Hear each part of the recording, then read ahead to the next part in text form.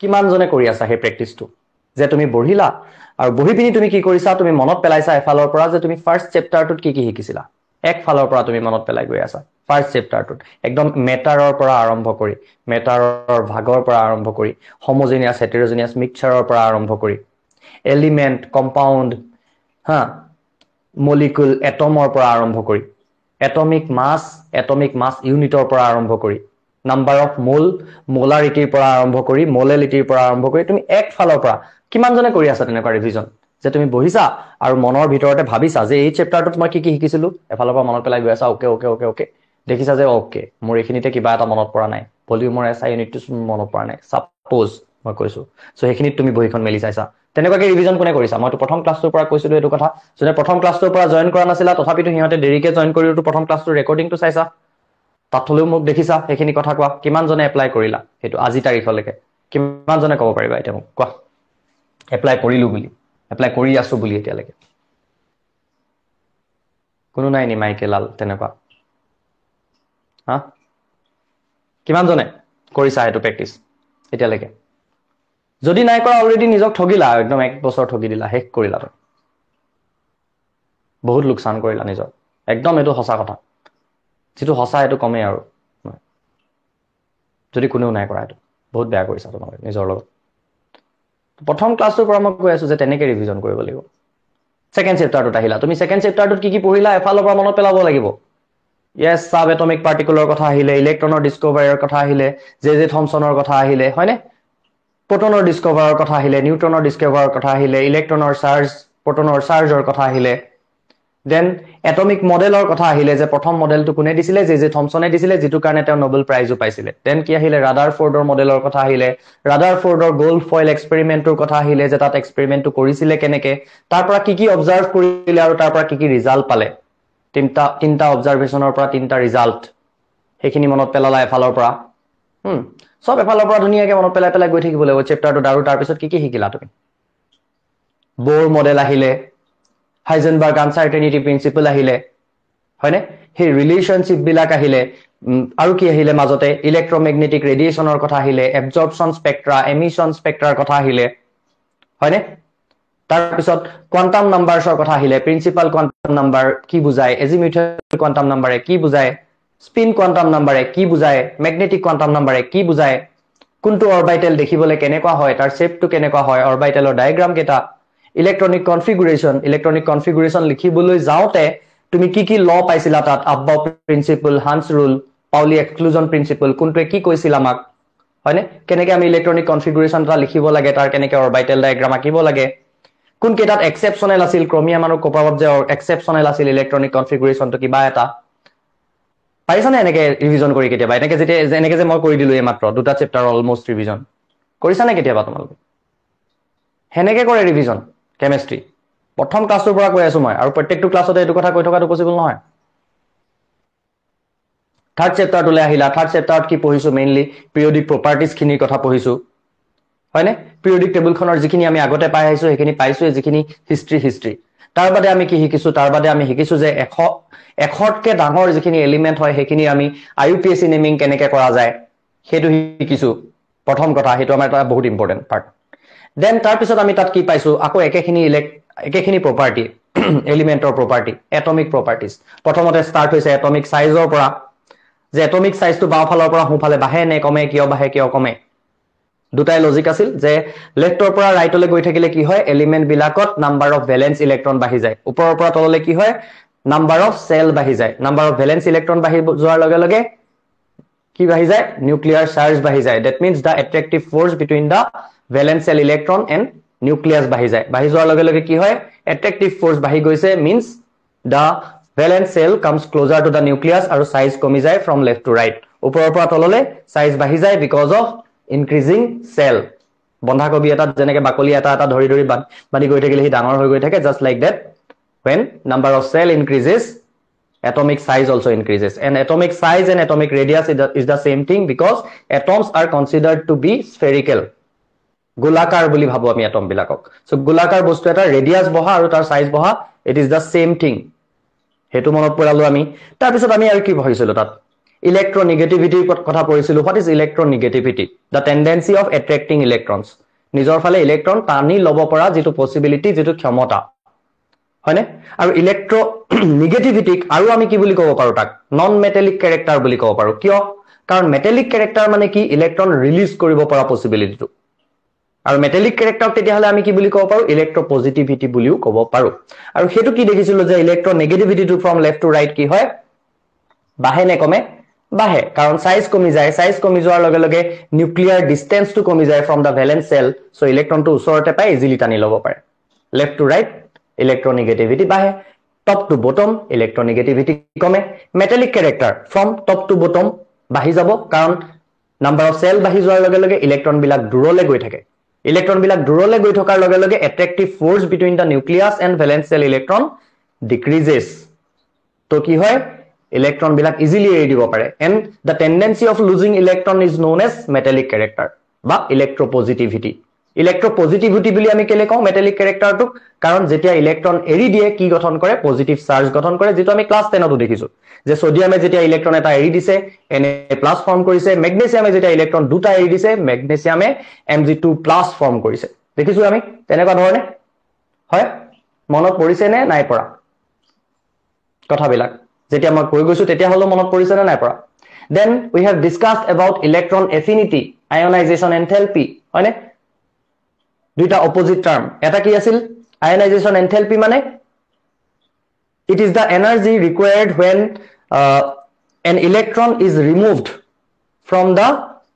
neutral gaseous atom এটাৰ পৰা এটা ইলেক্ট্ৰন আঁতৰাবৰ কাৰণে যেটো এনাৰ্জি লাগে তাক আমি কি বুলি কওঁ ionization enthalpy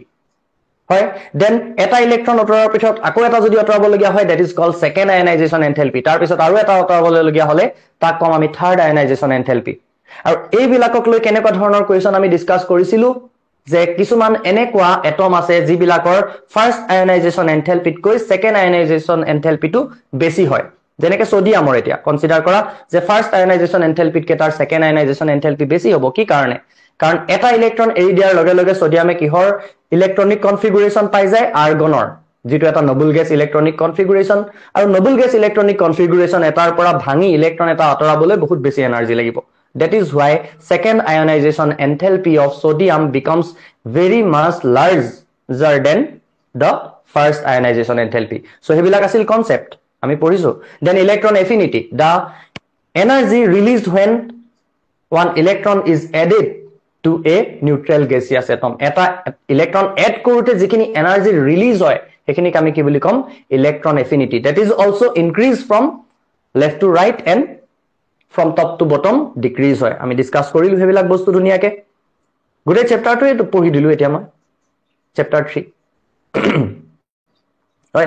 chapter 4 ত আহিলে আমাৰ বন্ডিং ৰ কথা chapter 4 ত নৰমালি আমি প্ৰথমতে বন্ডিং বিলাক কোনটো কি বন্ডিং বুলি কও আমি ডিসকাস কৰিলো দেন chapter 3 ত আৰু কিছুমান বস্তু আছিল যেনে ভ্যালেন্স সেল ইলেক্ট্ৰন বুলি কলে আমি কি বুজি পাও বাহিৰৰ সেলটোত যিখিনি ইলেক্ট্ৰন থাকে outermost cell is known as valence cell and the electrons in the valence cell are known as valence electrons why they are called valence electrons because depending upon the number of valence electrons we can determine valency of an element হয়নে এটা এলিমেন্টৰ valency আমি determine কৰিব পাৰো depending upon the number of valence electrons that is why those electrons are called valence electrons হয় মনত পৰিছে নে ফালৰ পৰা কথাবিলাক কৈ যাওতে এনেকে কেতিয়াবা মনত পেলাইছা নে কোনে কোনে পেলাইছা কোৱা এতিয়াও কোৱা নাই মোক উত্তৰটো মই পোৱা নাই এতিয়াও বিচাৰি উত্তৰটো পোৱা নাই কাৰণে মই বকি আছো এতিয়ালৈকে কোৱা এনেকে ৰিভিজন কৰিছো বুলি আপুনি চোন পটককে কৰি দিলে 10 মিনিটতে 4টা চেপ্টাৰ ৰিভিজন কৰি দিলে আমিতো কেতিয়াও কৰা নাই নে আমি সদায় কৰিছো কি হৈছে কোনটো হৈ আছে ইয়াৰ ভিতৰত কোনটো হৈ আছে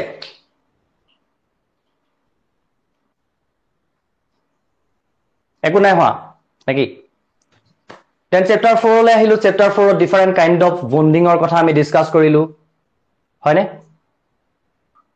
আয়নিক বন্ড কোনবিলাক হয় যেতিয়া ইলেক্ট্ৰন এটা এৰি দিয়ে এটাই লয় সোডিয়ামে ইলেক্ট্ৰন এৰি দিছে ক্লোৰিনে লৈছে আয়নিক বন্ড ফৰ্ম কৰিছে but chapter 4 টোত আমি বেসিক্যালি ডিসকাস কৰিলো about covalent bond মানে কোনবিলাক যেতিয়া ইলেক্ট্ৰন শেয়াৰ কৰি বন্ড বিলাক ফৰ্ম কৰে লাইক কাৰ্বন অক্সিজেনেও তেনেকে ফৰ্ম কৰে কেইটামান এলিমেন্ট আছে যিকিটাই তেনেকৈ কোভ্যালেন্ট বন্ড ফৰ্ম কৰে we have discussed about them in chapter 4 তাত আমি আৰু এবিধ বণ্ডৰ কথা ডিসকাস কৰিলো যাক আমি কলো polar covalent bond main topic we have discussed many times about polarity of a bond and we have to discuss it in class 12 also so একদম ভালকে বুজি লব লাগিব কথাটো যে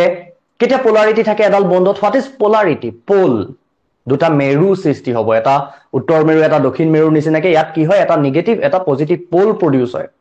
যেটো ফালে ইলেক্ট্ৰন ডেন্সিটি বেছি থাকে হেফালে পাৰ্সিয়ালি নেগেটিভ যেটো ফালে ইলেক্ট্ৰন ডেন্সিটি কম হয় হেতু পাৰ্সিয়ালি পজিটিভ সো তেতিয়া কেতিয়া এনেকুৱা হয় যেতিয়া এডাল দুটা বন্ডেড এটমৰ মাজত ইলেক্ট্ৰনেগেটিভিটিৰ সাফিসিয়েন্ট ডিফাৰেন্স থাকে দুটা এটম বন্ড ফৰ্ম কৰি থৈছে আৰু হিহতৰ মাজত যেতিয়া ইলেক্ট্ৰনেগেটিভিটিৰ সাফিসিয়েন্ট ডিফাৰেন্স থাকে then there will be a electronegativity difference between the atoms there will be a polarity Hetuk আমি কি বুলি কওঁ পোলাৰ কোভেলেন্ট বন্ড দেন আমি আৰু কি বস্তু ডিসকাস কৰিলো এফালৰ পৰা এনেকে মনত পেলাই যাবা তাৰ মাজত যদি কিবা এটা মনত নপৰে then only you have to open your book or open your notes গম পাইছানে দেন আমি VSEPR থিওৰিৰ কথা পঢ়িলো VSEPR থিওৰিত কি আছিল valence shell electron pair repulsion theory এনেকুৱা আছিল থিওৰিটো যে যেটো সেন্ট্ৰাল এটম হয় আৰু বস্তু শিকিছিলো আমি তাত Louis dot structure how to draw Louis dot structure that is also important হেতু সবাই তাৰ পিছত আহি গল VSEPR থিওৰি আমি লুইস ডট স্ট্ৰাকচাৰটো প্ৰথমতে আকিব জানিব লাগিব তাৰ কাৰণে হল VSEPR থিওৰি আমাক কি কয় যে যেটো সেন্ট্ৰাল মেটেল থাকে সেন্ট্ৰাল মেটেল নহয় সেন্ট্ৰাল এটম থাকে সেন্ট্ৰাল এটমটোত বাকি বিলাক এই অৰবিটেল কেটা যেনেকৈ এৰেঞ্জ হৈ আছে তাত বন্ডিং ইলেক্ট্ৰন আছে নে নন বন্ডিং ইলেক্ট্ৰনস আছে লোন পেয়াৰ ইলেক্ট্ৰনস সো সেইখিনিৰ মাজত কি থাকে ৰিপালশন থাকে যিবিলাক আনপেয়াৰ্ড ইলেক্ট্ৰন পেয়াৰ হয় হিহতৰ মাজৰ ৰিপালসিভ ফোৰ্সটো বেলেগ হয় আনপেয়াৰ্ড ইলেক্ট্ৰন এটা নন বন্ডেড ইলেক্ট্ৰন পেয়াৰ এটা আৰু বন্ডেড ইলেক্ট্ৰন পেয়াৰ এটাৰ মাজত ৰিপালশনটো বেলেগ হয় bonded আৰু bonded পেয়াৰ এটাৰ মাজত ৰিপালশনটো বেলেগ হয় so depending upon those repulsions হে থিওৰিটো হৈছে VSEPR থিওৰি কেলে পঢ়ো আমি to determine the shape or geometry of different molecules geometry determine কৰিব পাৰো আৰু তাৰ কাৰণে আমি কি মনত ৰাখিব লাগে দুখন চাৰ্ট কিয় দুখন চাৰ্ট এখন চাৰ্টে আমাক কি কয় এখন চাৰ্টে এনেকুৱা বিলাক কম্পাউণ্ডৰ আমাক শেপ বা জিওমেট্ৰি বিষয়ে কয় যত লোন পেয়াৰ না থাকে সব বোন পেয়াৰ আৰু এখন চাৰ্টে আমাক কি কয় যত বোন পেয়াৰো থাকে লোন পেয়াৰো থাকে তেনেকুৱা খিনিৰ আমাক শেপৰ বিষয়ে কয় so we have to remember those charts একদম সৰু সৰু ইমান ডাঙৰ বস্তু নহয় বুজি পালে আমাৰ ইনি মনত ৰৈ যায় হেকিন তেনেকুৱা বস্তু দেন কি আহিল আমাৰ তাৰ পিছত ভ্যালেন্স বন্ড থিওৰি আহি গল ভ্যালেন্স বন্ড থিওৰি কি কলে ভ্যালেন্স বন্ড থিওৰি আমাক কলে যে এটম বিলাকে যেতিয়া ওচৰলে আহোতে কি হয় হিহতৰ এটাৰ অৰবিটেলে আনটো অৰবিটেলৰ লগত কি কৰে ওভাৰল্যাপ কৰে আৰু ওভাৰল্যাপ কৰোতে কি হয় ইয়াত থকা ইলেক্ট্ৰন আৰু এইটো এটমত থকা ইলেক্ট্ৰন বিলাকে কি হয় মিউচুৱেলি নিউট্ৰেলাইজ হয় এটা যদি পজিটিভ স্পিনত আহে এটা নেগেটিভ স্পিনত আহে আৰু তেনেকৈ কি হয় হিহতি লগ লাগি বোন ফৰ্ম কৰে and we have also discussed that আমি যে বোন বুলি কৰি থাকো হে বোন বিলাক একো এনেকুৱা লাঠি নহয় জাস্ট যেতিয়া দুটা ইলেক্ট্ৰন শেয়াৰ হৈ থাকে দুটা এটমৰ মাজত তেতিয়া হলে আমি ধৰি লওঁ যে দে আৰ ফৰ্মিং এ বোন that electrostatic force between those atoms is considered as a single bond if there are two electrons যদি দুটা ইলেক্ট্ৰন আছে যদি দুটা পেয়াৰ অফ ইলেক্ট্ৰন আছে এজোৰ ইলেক্ট্ৰন থাকিলে এডাল বন্ড যদি দুটাৰ মাজত দুজোৰ ইলেক্ট্ৰন শেয়াৰ হৈ আছে then there is a double bond so হেখিনি বস্তু আমি ডিসকাস কৰিছো দুনিয়াকে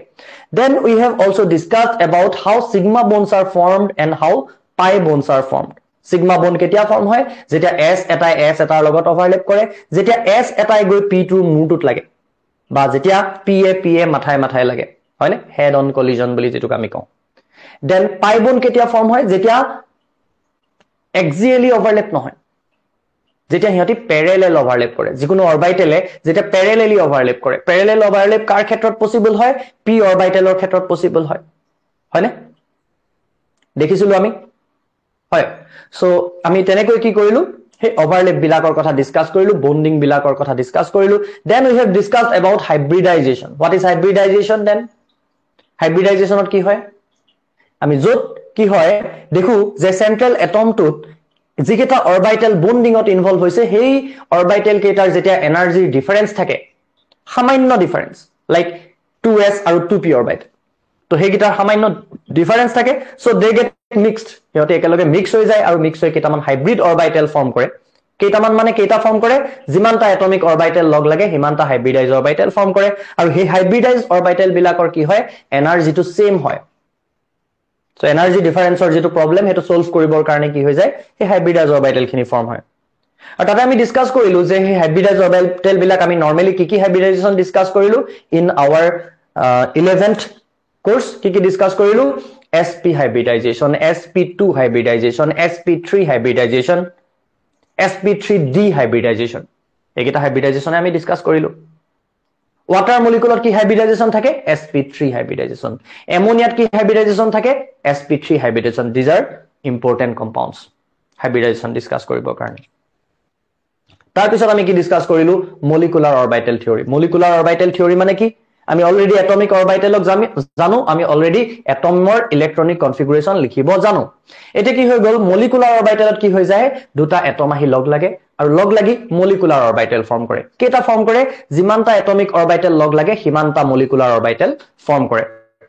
হেবিলা কথা আমি ডিসকাস কৰিলো আৰু মলিকুলাৰ অৰবিটেলত আমি দুটা ভাগ পালো এটা হল কি বন্ডিং অৰবিটেল আৰু এটা হল কি এন্টি বন্ডিং টো ওপৰত থাকে তাৰ মানে বন্ডিং টো তলত থাকে মই হেতু কথা কৈছো and we have discussed যে বন্ডিং টো কি হয় যত বন্ড ফর্ম কৰিছে স্টেবল হয় স্টেবল means কম এনাৰ্জি আনস্টেবল means বেছি এনাৰ্জি যদি এন্টি বন্ডিং টোত ইলেক্ট্ৰন বেছিকৈ সোমাইছে তাৰ মানে আনস্টেবল হৈছে হিমানে মলিকুলটো যিমানে বন্ডিং টোত ইলেক্ট্ৰন বেছিকৈ সোমাইছে তাৰ মানে মলিকুলটো হিমানে স্টেবল হোৱা আমি বুজিবলৈ পাওঁ আৰু তাৰ ভিত্তিত আমি আৰু কি উলিয়ালো আমি দেখো যে ইয়াৰ পৰা আমি কি উলিয়াব পাৰো প্যাৰামেগনেটিক আৰু ডাইমেগনেটিক হে ক্যাৰেক্টাৰ কেটা কথাও ক'ব পাৰো যত এটাও আনপেয়াৰ্ড ইলেক্ট্ৰন নাথাকে সব ইলেক্ট্ৰন পেয়াৰ্ড হৈ থাকে হেবিলাকক কও আমি ডায়ামেগনেটিক যত এটা হলো আনপেয়াৰ্ড ইলেক্ট্ৰন থাকে হেবিলাকক আমি কি বুলি কও প্যাৰামেগনেটিক বুলি কও ডিসকাস কৰিলো দেন আৰু কি ডিসকাস কৰিলো বন্ড অৰ্ডাৰৰ কথা ডিসকাস কৰিলো আমি জানিলো যে বন্ড অৰ্ডাৰ যিমানে বাঢ়ি যায় হিমানে আমি বুজি পাম যে মলিকুলটো স্টেবল হৈছে বন্ড অৰ্ডাৰ কেতিয়াবা কিছুমান মলিকুলৰ ক্ষেত্ৰত equals to number of bond হয় যেনেকৈ O2 O2 আমি বন্ড অৰ্ডাৰো 2 পাও আৰু দেখিম যে O2 বুলি কওঁতে অক্সিজেন আৰু অক্সিজেনৰ মাজত দুডাল বন্ডো ফৰ্ম হৈছে নাইট্ৰজেনৰ বন্ড অৰ্ডাৰ N2 মুঠ বন্ড অৰ্ডাৰ আমি কি পাও 3 আৰু আমি দেখো যে নাইট্ৰজেন আৰু নাইট্ৰজেনৰ মাজত তিনডাল বন্ডে ফৰ্ম হয় হেতু ইকুৱেল হৈ যায় কিন্তু ইট ডাজন্ট মিন যে বন্ড অৰ্ডাৰ মানে হল নাম্বাৰ অফ বন্ড কাৰণ আমি দেখিম যে কিছুমান মলিকুলৰ ক্ষেত্ৰত বন্ড অৰ্ডাৰ 1.5 হ'ব পাৰে 2.5 হ'ব পাৰে ইট ডাজন্ট মিন যে দুটা এটমৰ মাজত 1.5 ডাল বন্ড গঠন হয় হবতো নোৱাৰে হেতু we have discussed about it also হেখিনি বস্তু ডিসকাস কৰিলো গোটেই চ্যাপ্টাৰটো অলমোস্ট ৰিভিজন হৈ গৈছে হয় নহয় দেন আমি কি পঢ়িছিলো চ্যাপ্টাৰ 8ত কি আছিল দেখিছানে কিমান পটাপট পাৰি ৰিভিজন কৰিব ইমানখিনি এনাৰ্জি কেতিয়াবা ইউজ কৰি পাইছান নাই পঢ়িবলৈ হা পাইছা নে নাই পোৱা কোৱা নিজে হসা কথাটো পাইছা নে নাই পোৱা এনেকে ৰিভিজন আজিলৈকে কৰিছা কোনোবাই কেই মিনিট হৈছে 7:15 আৰম্ভ কৰিছিলো কৰি তাৰো 5 মিনিট আমি বেলেগ কথাই পাতিলো 20 মিনিটও হোৱা নাই কেটা চ্যাপ্টাৰ ৰিভিজন হৈ গল অলমোস্ট গোটেইখিনি ৰিভিজন হৈ গল তাৰ কনসেপ্টখিনি দেন চ্যাপ্টাৰ 8ত কি পঢ়িলো আমি carbon and its compounds ultimately carbon and its compounds চ্যাপ্টাৰটোৱে হয় নে চ্যাপ্টাৰ ভাল লাগিছে না ৰিভিজন কৰি এতিয়া জোস্টো আহিছে না পঢ়িবলৈ হা এনেকে পঢ়ি পোৱা নাই কোনেও নাই পোৱা দেখিছা কিমান কলো প্ৰথমৰ পৰা এটা জুই পুৰি হাত পালেহি বুলি কয় যে এতিয়া চেতনা আহিব সবৰ গাত চ্যাপ্টাৰ 8ত আমি কি পঢ়িলো আলটিমেটলি এটো কি হয় carbon and its compounds we have discussed in class 10 হয়নে তাত কি আছিল কথাবিলাক তাত কেনেকৈ আছিল কথাবিলাক একদম সিম্পল কথাখিনি তাতো পাইছিলো আমি কেটিনেশনৰ কথা টেট্ৰা কোভ্যালেন্সিৰ কথা চতু সহযোজ্যতা এখিনি আমি ক্লাস 10ত পাইছিলো সো প্ৰথম কথা আৰম্ভণিতে আমি কি গম পাও যে অৰ্গেনিক কেমিষ্ট্ৰি মানে কি হয় অৰ্গেনিক কেমিষ্ট্ৰি মানে যত আমি হাইড্ৰকাৰ্বন আৰু হাইড্ৰকাৰ্বনৰ যৌগবিলাকৰ বিষয়ে ডিসকাস কৰো হয়নে The part of chemistry which includes the hydrocarbons and their derivatives are known as organic chemistry. হল যত আমি হাইড্ৰকাৰ্বনৰ বিষয়ে পঢ়ো আৰু হাইড্ৰকাৰ্বনৰ ডেৰিভেটিভ বিলাকৰ বিষয়ে পঢ়ো হাইড্ৰকাৰ্বন আৰু হাইড্ৰকাৰ্বনৰ ডেৰিভেটিভ বিলাকক এগেইন ক্লাসিফাই কৰা হৈছে we have discussed about the classifications after that তাৰপিছত আমি লগতে এই কথাটো ডিসকাস কৰিলো যে হোৱাই কাৰ্বন অনলি কাৰ্বনৰে যে আমি এটা কেমিষ্ট্ৰিৰ বেলেগ ভাগ পাইছো অৰ্গেনিক কেমিষ্ট্ৰি বুলি বাকি বিলাকৰ কিয় পোৱা নাই নাইট্ৰজেনৰো এটা পাব লাগিছিল তেতিয়াহলে ভাগ হাইড্ৰজেনৰ পাব লাগিছিল অক্সিজেনৰ পাব লাগিছিল নাই পোৱা আমি পাইছো only about carbon organic chemistry কিয় পালো because carbon is versatile carbon can form so many compounds কাৰ্বনে অকলে ইমান কম্পাউণ্ড ফৰ্ম কৰিব পাৰে যিমান গোটেই পিৰিয়ডিক টেবুলখনত থকা বাকি এলিমেণ্টখিনিয়ে একেলগেও কৰিব নোৱাৰে সেই কাৰণে আমি কাৰ্বনৰ কেমিষ্ট্ৰিখিনিক বেলেগ হৈ পঢ়িছো আৰু নামটো হল কি তাৰ অৰ্গেনিক কেমিষ্ট্ৰি ইমান কম্পাউণ্ড ফৰ্ম কিয় কৰিব পাৰে we have discussed about two properties one is called tetracovalency tetracovalency বেলেগ একো বস্তু নহয় কাৰ্বনৰ যে ভ্যালেন্সি 4 হেতুকে কোৱা হয় tetracovalency চাৰি যে ভ্যালেন্সি তাৰ কাৰণে আহিছে টেট্ৰা আৰু কাৰ্বনে কি বন গঠন কৰিব পাৰে only covalent bond form কৰিব পাৰে by sharing its electrons কাৰ্বনে ইলেক্ট্ৰন লব নোৱাৰে বা ইলেক্ট্ৰন দিব নোৱাৰে কাৰ্বনে কি কৰে only electron share কৰি bond form কৰিব পাৰে and those bonds are known as covalent bonds to carbonor চাৰিটা ইলেক্ট্ৰনে কি বন্ড গঠন কৰে covalent bond form কৰে that is why valency of carbon is called tetracovalency আৰু এটা বস্তু পালো কি catenation মানে কি আছিল যে কাৰ্বনে সেলফ লিংকিং যেটো প্ৰপাৰ্টি কাৰ্বনে কাৰ্বনৰ লগতে জালিকা সদৃশকে লগ লাগি গৈয়ে থাকিব পাৰে এটা ইটোৰ লগত তাকে অকনমান চেঞ্জ কৰি দিলে হি এটা বেলেগ কম্পাউণ্ড হৈ যায় হয়নে that is why carbon can form so many compounds হেতু গম পালো আমি দেন তাৰ পিছত আমি কি হলে আহিলো হাইড্ৰকাৰ্বনছ বিলাকলে কাৰ্বনে গঠন কৰা বেলেগ তাতে আৰু কিছুমান বস্তু পঢ়িলো আমি সেই চেপ্টাৰটোত একচুয়ালি সেই চেপ্টাৰটোত আমি কি পঢ়িলো হেটেৰো এটমৰ কথা পঢ়িলো নাও what is heteroatom হাইড্ৰকাৰ্বনত কাৰ্বন বা হাইড্ৰজেনৰ বাদে আহি যেতিয়া বেলেগ কিবা এটম সোমাই যায় nitrogen oxygen sulphur any other atom then hydrogen and carbon they are known as heteroatom হয় দেন আহিলো আমি ফাংশনাল গ্ৰুপৰ কথালে ফাংশনাল গ্ৰুপ কোন বিলাক আছিল যি বিলাকে গোটেই কেমিক্যাল ফাংশনটো ডিটাৰমাইন কৰে হা তোমালোকো এনেকে থাকিব লাগিব মইটো বহি বলে কিতাপখন মুখস্থ কৰি নাথাকো নহয় তোমালোকে বুজিবলৈ নিবিচাৰা বস্তু বিলাক মেইন কথা তোমালোকে অকল এক্সাম ওৰিয়েন্টেড মুখস্থ কৰি লিখিম এক্সামত কোনকিটা প্ৰশ্ন আহে এবোৰ থাকা ইন্টাৰেষ্টিং হয় ন কেমিষ্ট্ৰিখন আৰু ইন্টাৰেষ্টিং কে পঢ়াও হৈছে তোমালোকক এনেকা নহয় যে পালমাৰি পঢ়া হৈছে সব বস্তু মই এতিয়া যেনেকে গাই গলো তেনেকেটো তোমালোকক পঢ়াইছিলো পঢ়াই যাওঁতে এতিয়াটো গাইডলত মনত পৰি গৈছে তোমালোকৰ যে এনেকা নহয় যে মনত নাই পৰা গম পাইছানে কিন্তু তোমালোকে এটো নকৰিলা মই যেটো কৰিবলৈ কৈ আছিলো প্ৰথমৰ পৰা আৰু এটো কথাটো সদায় কৈ থকাটো পসিবল নহয় আজি ক্লাসটো কৰিলো আজিও কলো কাইলে কৰিলো কাইলেও কলো it's not like that so শুনিব লাগিব কথাবিলাক তেতিয়া ৰিজাল্ট বিলাক ভাল হ'ব তাৰ পিছত কি আহিলে functional group কিয় functional group বুলি কওঁ কাৰণ chemical function to determine কৰে without depending upon the length of the carbon chain ডালত কিমান কাৰ্বন আছে দৰকাৰ নাই যেতিয়া আমি OH লগাই দিলো তাক আমি অ্যালকোহল বুলি কম হয়নে যেতিয়া আমি তাত OH লগাই দিম তাক আমি অ্যালকোহল বুলি কম যেতিয়া COOH লগাই দিম তাক আমি কাৰ্বক্সিলিক এসিড বুলি কম বা বেলেগ ফাংশনাল গ্ৰুপ বিলাকৰ কথাও একে ফাংশনাল গ্ৰুপটো লগাই দিয়াৰ লগে তাৰ গোটেই কেমিক্যাল ক্যাৰেক্টাৰিষ্টিকটোক সেই গ্ৰুপটোৱে ডিটাৰমাইন কৰে OH লাগি আছে মানে হি অ্যালকোহল তাত চাৰিটা আছে কাৰ্বন পাঁচটা আছে কাৰ্বন তিনটা আছে কাৰ্বন doesn't matter হয়নে so that is why that group those groups are known as functional groups তেনেকে আমি কেইবাটাও ফাংশনাল গ্ৰুপৰ কথা পালো এলডিহাইডৰ কথা পালো কিটোনৰ কথা পালো কাৰ্বক্সিলিক এসিডৰ কথা পালো এলডিহাইড আৰু কিটোনটোক লৈ অকনমান কনফিউজন লাগিব পাৰে we have discussed about that also very clearly যে when carbonyl carbons are present in the first or last of the carbon chain then those are known as aldehydes যেতিয়া কাৰ্বনিল কাৰ্বনটো ফাৰ্স্টত বা লাষ্টত থাকে চেইনডালৰ তেতিয়া তাক আমি এলডিহাইড বুলি গণ্য কৰিম যদি মাজত থাকে ফাৰ্স্ট বা লাষ্টত নহয় মাজৰ যিকোনো কাৰ্বনত then that is considered as a ketone আমি হেখিনি কথা ডিসকাস কৰিলো হয় তাৰ পিছত আমি কি ডিসকাস কৰিছিলো যে এই কম্পাউণ্ড বিলাকৰ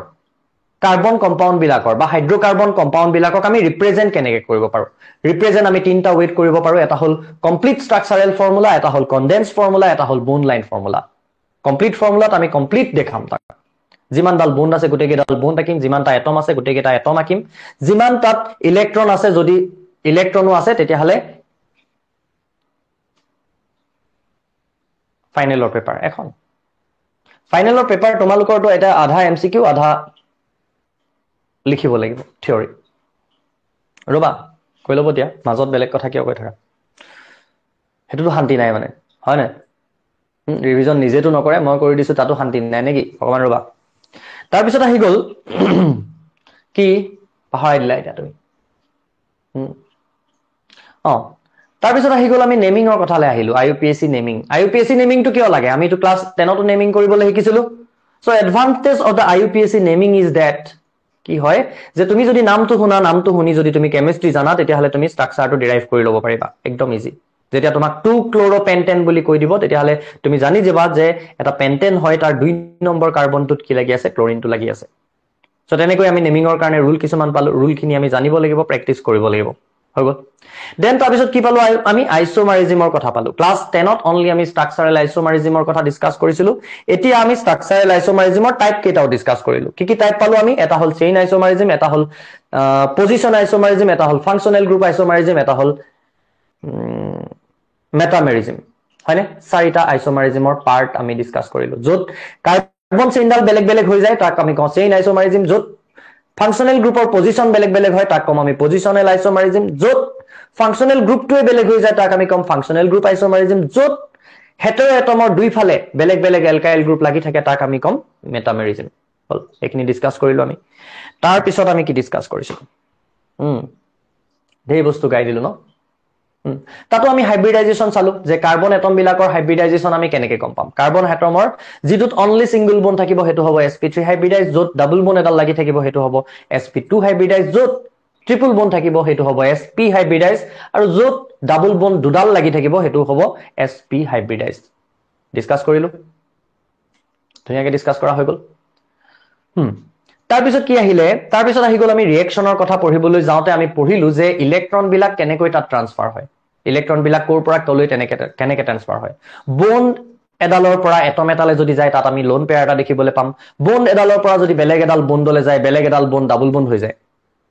হয়নে আৰু এটম এটাৰ পৰা যদি লোন পেয়াৰ এটা বন্ড এডালৈ যায় তেতিয়া হলে তাত ডাবল বন্ড এডাল ফৰ্ম হয় এইটা আমি ডিসকাস কৰিলো তাৰ পিছত এই ইলেক্ট্ৰন বিলাক ট্ৰান্সফাৰ হোৱাৰ কাৰণে বা ইলেক্ট্ৰন বিলাকৰ এই ট্ৰান্সফাৰৰ পসিবিলিটিটো থকাৰ কাৰণে আমি কি ইফেক্ট দেখিবলৈ পাওঁ সেই ইফেক্টখিনিও আমি ডিসকাস কৰিলো হয়নে কি ইফেক্ট ডিসকাস কৰিলো এটা হল ইন্ডাকটিভ ইফেক্ট তাৰ দুটা ভাগ এটা হল প্লাস আই ইফেক্ট এটা হল মাইনাস আই ইফেক্ট যদি কাৰ্বনৰ চেইনডালৰ লগত এটা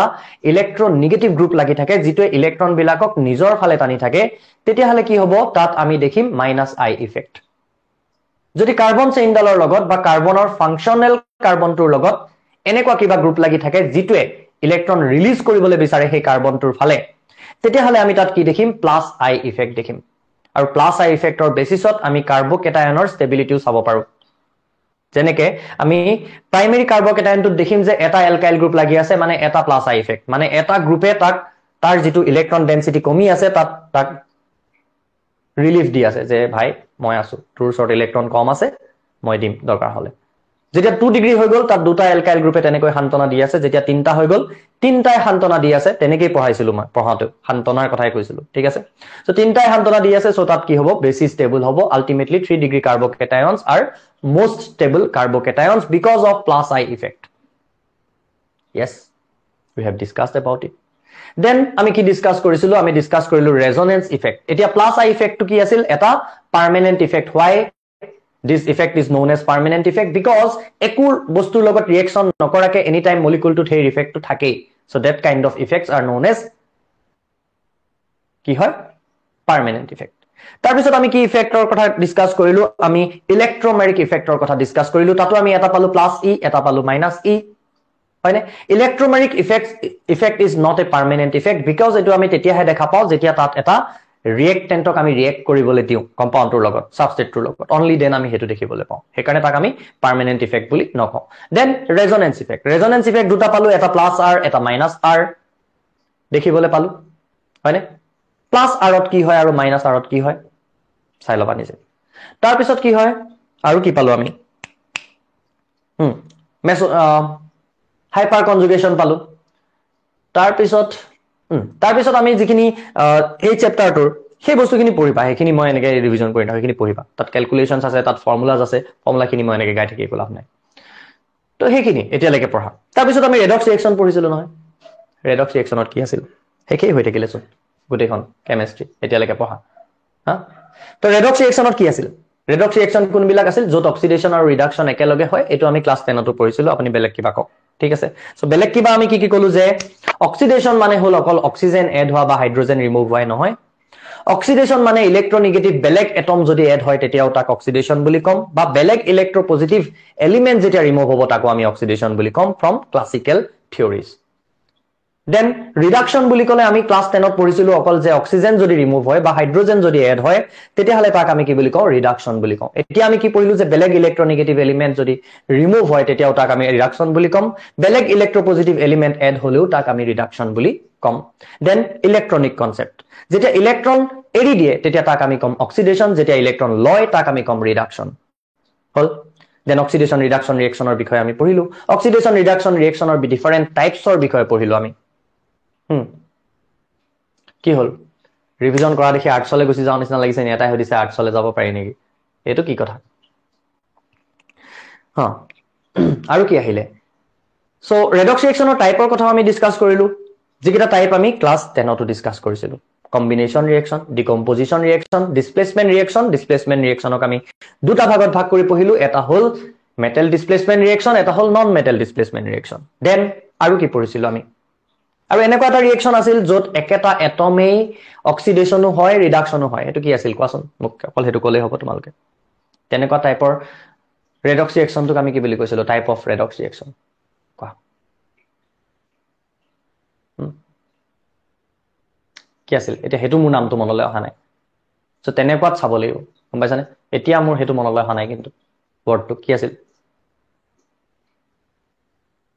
আছিল কোৱা কাৰো মনত আছে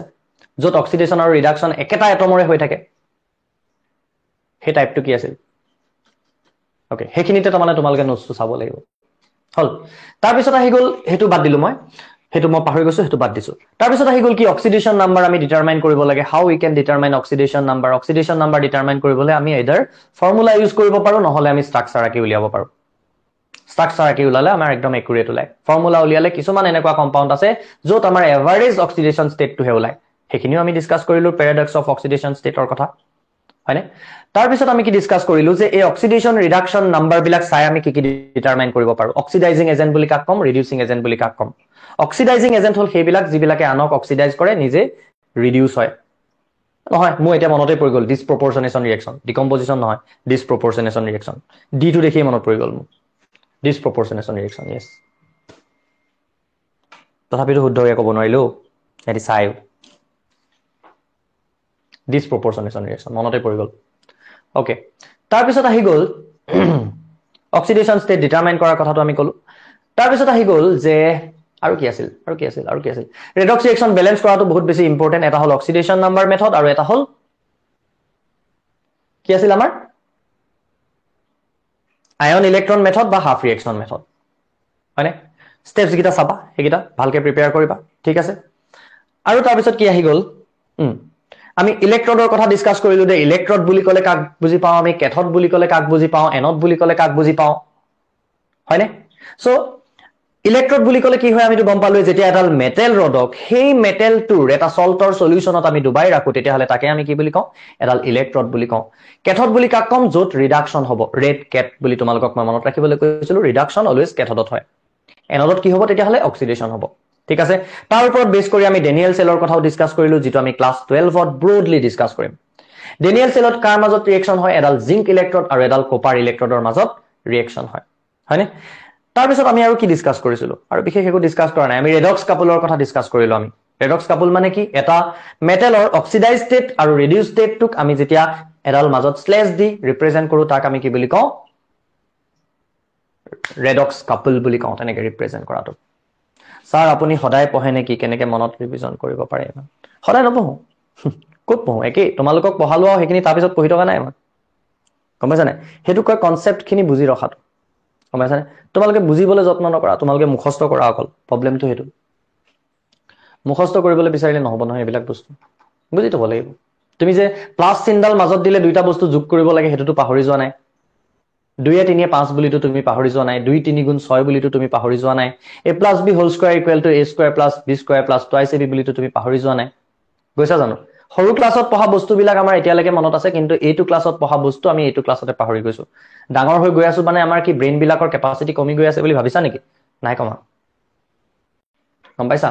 বাট আমি ইউজ কৰা নাই যেনেকে ইউজ কৰিব লাগে যেনেকে আমি আগতে যেনেকে হেপাহেৰে বস্তু এটা শিকিবলৈ যত্ন কৰিছিলো এতিয়া কৰা নাই এতিয়া জাস্ট আমি নিট জেডব্লিউ কথা ভাবি আছো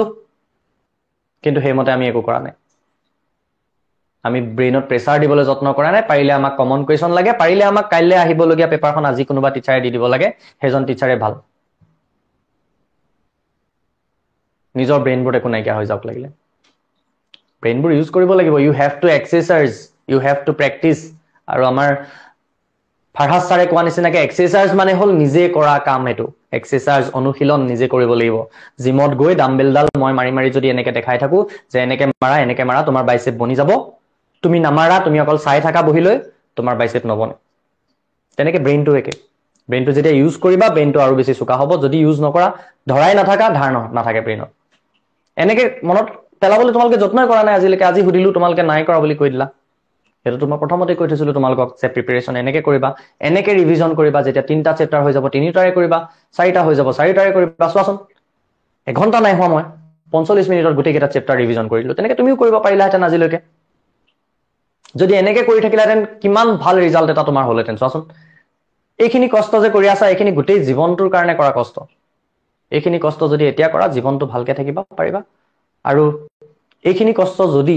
এতিয়া নকৰা তেতিয়াহ'লে জীৱনটো কষ্টত থাকিব লাগিব গম পাইছানে তোমালোকক এদিন মই আৰু এজন বেলেগ ছাৰে আমাৰ নিজৰ এজন ছাৰ দেৱ হাজৰিকা বুলি আমাৰ শিৱসাগৰ কলেজৰ তেওঁ লাইব্ৰেৰিয়ান আছিলে তেওঁ কোৱা কথা এটাও মানে মই তোমালোকক কৈছো মৌচমহতটো আছিলে সেইখন মিটিঙত তোমালোকৰে ফ্ৰেছাৰ্ছত ছাৰে কৈ আছিলে মানুহ এটা যদি 70 বছৰলৈকেও জীয়াই থাকে 80 বছৰলৈকেও জীয়াই থাকে সেই গোটেই জীৱনটো ভালকে থাকিব নে বেয়াকে থাকিব এই 7টা বছৰৰ কষ্টৰ ওপৰত ডিপেণ্ড কৰে 7টা বছৰ কোনকেইটা এই 11ৰ পৰা আৰম্ভ কৰি মাষ্টাৰ ডিগ্ৰীলৈকে বছৰ কেইটা লাগিলে তুমি যিয়ে নকৰা নৰ্মেল মাষ্টাৰ ডিগ্ৰী কৰা জেনেৰেল লাইন পঢ়া বা বেলেগ কিবা লাইন লৈ পঢ়া এই 7টা বছৰ যদি ডেডিকেশ্যন দিব পাৰা কষ্ট কৰিব পাৰা জীৱনবোৰ ভাল হ'ব নহলে বৰ কষ্টকৰ হ'ব বুজিছানে এনেও কম্পিটিশ্যন বহুত বেছি আজিলে কথা এইখিনি আজি নতুন টপিক নপঢ়ো আৰু ভাল লাগিলে ৰিভিজন কৰি মোৰ ভাল লাগিলে তোমালোকৰ কেনেকুৱা লাগিলে মই নাজানো কেনেকুৱা লাগিলে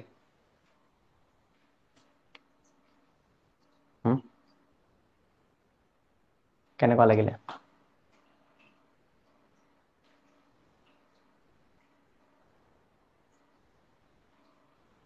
ওকে ধন্যবাদ ভাল লাগিলে যদি